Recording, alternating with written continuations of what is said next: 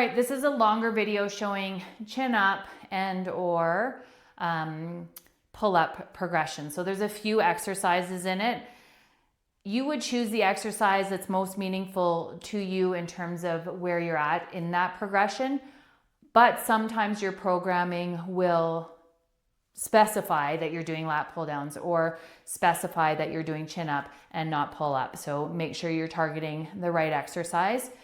They're all in one video because they are kind of a progression and they are interchangeable. So if it says pull-ups and you're nowhere near getting that pull-up, you would start with some of these progressions at the start. All right, so pull-ups or chin-ups, they're a great body weight exercise. Depending on your grip, targets more or less of the biceps. So the chin-up targets. All right, this is a chin-up progression video. I'm also gonna have the pull-up progressions in there. That's just a grip difference. And lots of exercises in this video, lots of options for at home, at the gym, depending on your equipment setup. So it's meant to have options. Sometimes in your programming, it will specify which one you're meant to be working on and you would overload or progress that specific one. But the video shows kind of a progression from more modified through to more challenging option. Okay, so something in here is going to be for you depending on what you're working on. Now, chin up versus pull up, both great body weight exercises that target your lats, your upper back, your core, and that capacity to generate force through the body. Chin up, the main difference is the chin up versus the pull up. We have more bicep engagement with the chin up and less with the pull up. That's why the pull up becomes a little bit more tricky.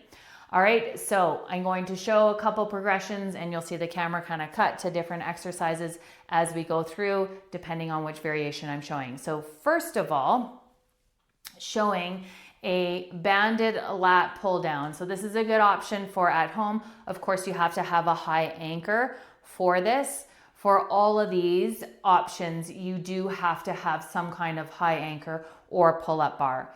If you have none of those, check out the video on some rowing options, okay? But for this one, you either have to have a high anchor option or a pull-up bar, okay? So for lat pull downs, there's the lat pull down option at the gym. So you would go to the lat pull down machine at the gym and you can have the supinated grip for the chin up, so hands facing back, chin up, or you can have the traditional lat pull down where your palms are facing away and have that pull down grip.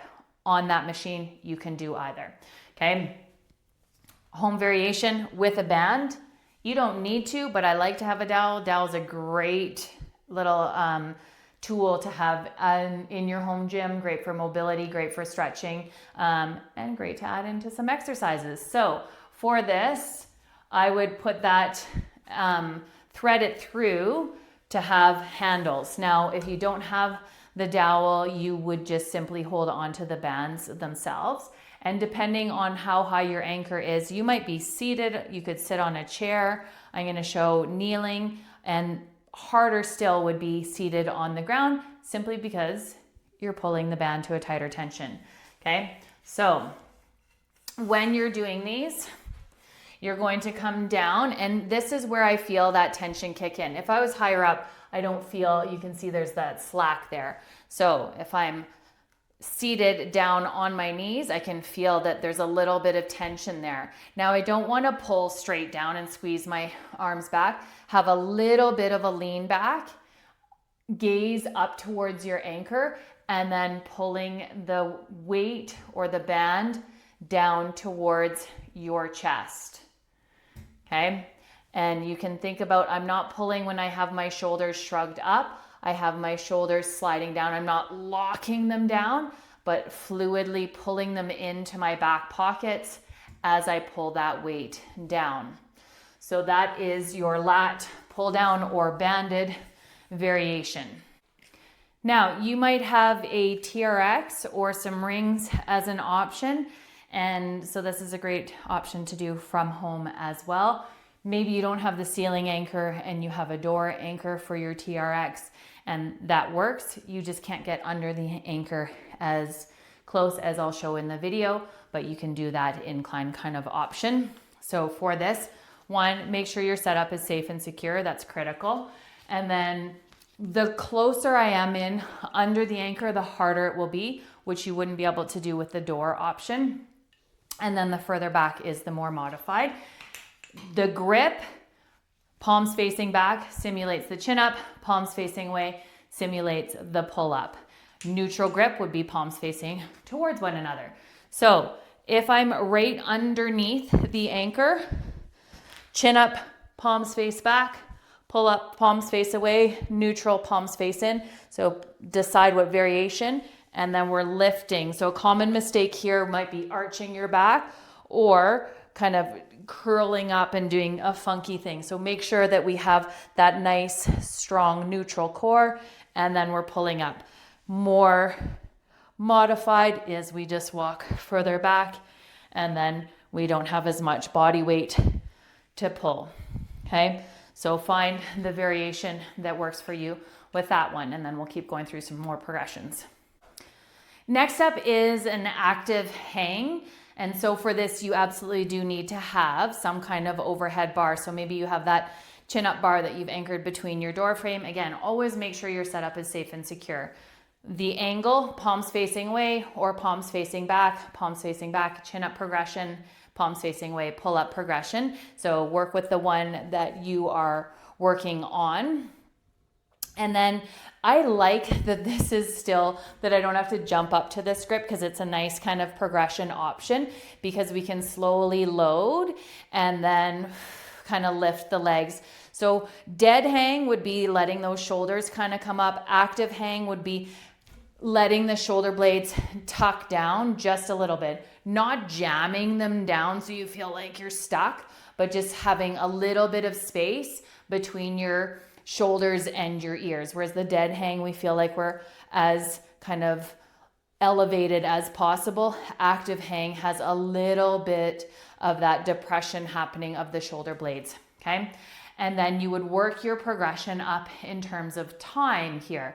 So starting off with what you can handle, and then building on how long you can hold that active hang for. Okay, so I've shifted over. This one's just a little bit higher, so allows a little bit more progressions of different things. So once you have, so dead hangs here, active hangs a little bit higher. Once you have that and feeling strong and confident there, we can go into a scapular pull-up. And for that, maybe you still have a support under your feet, so you can kind of have a little bit of an assisted scapular pull-up. So you can't see my feet in the video, but my feet are still touching right here. But I'm gonna lift them off the ground, and scapular pull-up, we're pulling those scapula down into the pockets and then letting them slide up. Okay, and if I want to have a little bit of assistance with my feet on the ground, I can have that as an option to make it a little bit more accessible. From the back side, you can see scapula sliding down and then up. So that's a great progression. For that one, you want to try to get up to maybe even 20 before moving into the next options. For the next option, I have something that I can step on to bring me up to the level of the bar. And then we're doing a supported hang at the top or unsupported hang at the top, but we're holding that top range for this one. So we would want to come up, and again, pronated or supinated. So pulling your chin up or your pull up grip, depending what you're working on, coming up and bringing yourself up to that top of the lift, and then you're going to hold for a certain amount of time. So it's an isometric. We can come on up and then find that rigid body, and then holding up there at your end range.